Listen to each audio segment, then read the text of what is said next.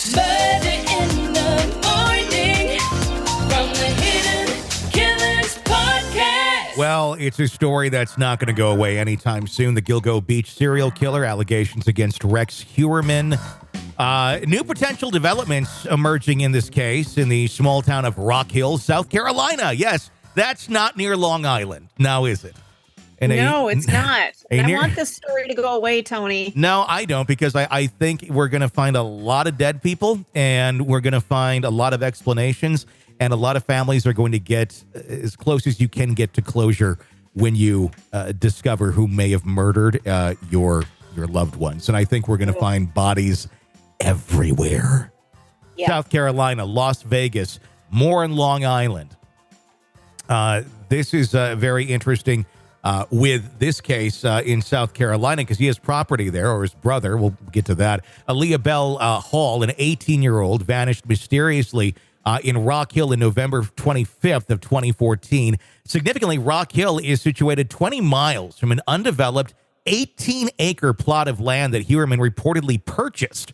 The local police force has confirmed that they are investigating Aaliyah's disappearance with a fresh perspective.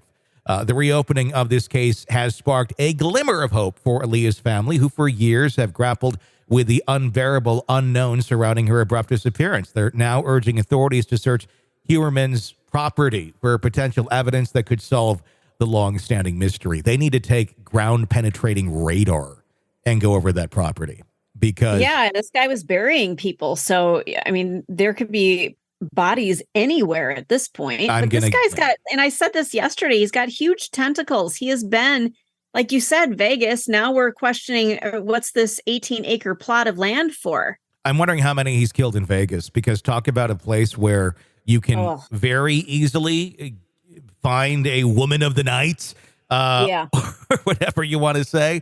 And, you know, quite often those individuals don't have a lot of family that is, you know, looking for them or caring for them. Sometimes not a lot of friends, sometimes drug addictions. And you have a lot of times where if they go missing, there's no one that's going to be looking for them, or very, very few people.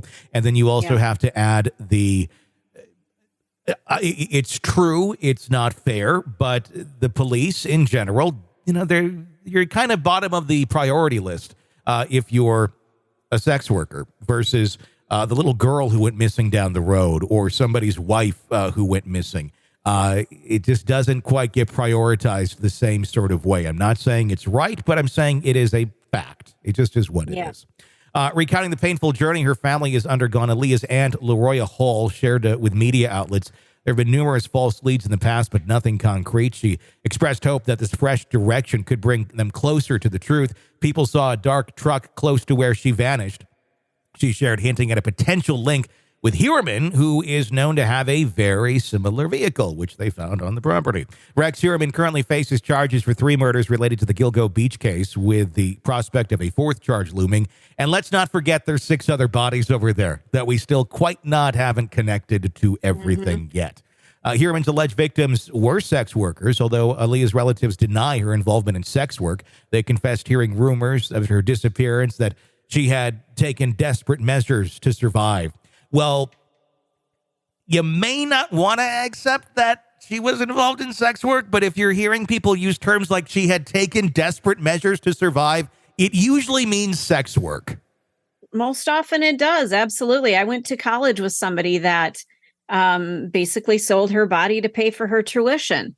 And she often said, I really don't care what anybody's opinion is. This was the way that I chose to get through college versus taking out $80,000 in loans. And it worked for her. Because she didn't have a lot of family. She didn't have a lot of resources. It's exactly what you talked about. Circumstances of Aaliyah's disappearance remain as mysterious as ever. She was last seen living in her uncle's house, or leaving her uncle's house, rather, around 10 p.m., November 25th, 2014. 2 days before Thanksgiving, family members reported hearing screams and spotting a dark-colored vehicle near her location shortly before her disappearance. A spokesman for the Rock Hill Police Department announced that while they had not been contacted by other agencies regarding Aaliyah's case, they were investigating any potential links between her disappearance and Heuermann. This development offers a glimmer of hope in that case that's remained unsolved. and cold for nearly a decade. The Heuermann investigation has brought new energy to cold cases across the nation. In Las Vegas, authorities are reviewing their cold cases after it was revealed that Heuermann has a timeshare in a luxury condo near the Las Vegas Strip. Seems that his notorious case is casting long shadows across various unsolved mysteries all over the country. Closer to home, Aaliyah's family continues to hope for answers. Each year, on the anniversary of her disappearance, they release balloons, make social media posts, hoping to jog someone's memory or prick someone's conscience. It's now that 18-acre plot of land in Heuermann's area he bought in Chester, coupled with a testimony about a mysterious dark truck. This thread could provide that breakthrough into the search for the truth about Aaliyah's disappearance. Authorities recently finding his Chevy Avalanches on that property and have seized and are looking into those and digging into those to see if there's any evidence of blood, murder, things that would, point to activity of that sort in that area. So, Heuermann cast a very large shadow, allegedly. At this point, I don't really know. It's all alleged, innocent until proven guilty, but this is beyond damning.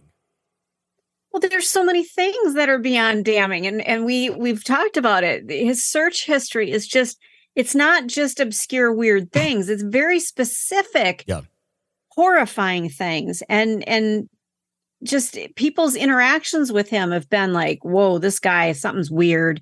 It's just too coincidental. Mm-hmm. We all have weird search histories. At least I know I do, especially now that I'm working for you. Mine are just off the chart. What the hell is going on here? Yeah. But it makes sense. In his case, he's an architect. Why are you searching these things? Yeah.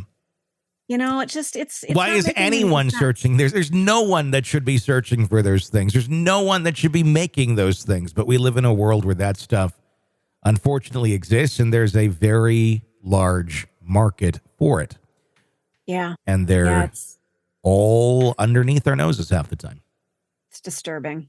Yeah, it very much is. I would I'm good with doing like a scarlet letter type thing with sexual predators where you have to wear it all over, or it's like permanently maybe it's something where it's attached to you physically, the scarlet letter or a tattoo that they put on your forehead or something that's attached to you that lets everyone know that you are a sexual predator.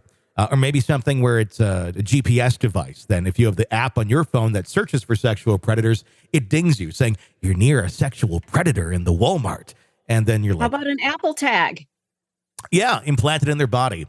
Yeah. In an area that cuts off arterial blood to the heart. Oh, Tony. What? There's other nations where you do this sort of shit, they kill you. Yes. Oh, I know. We live in the United States. It's amazing the chances we give to people, even when they are absolutely on the fringe. And yet we give them a little bit of grace and go, here you go. We're going to give you another chance. They offend. Oh my God. It's just, I love freedom. I do. But once you have crossed that line, your freedom needs to be taken away, Yeah. It does. It needs to be taken away forever. And I think in some cases, even more than the freedom needs to be taken away.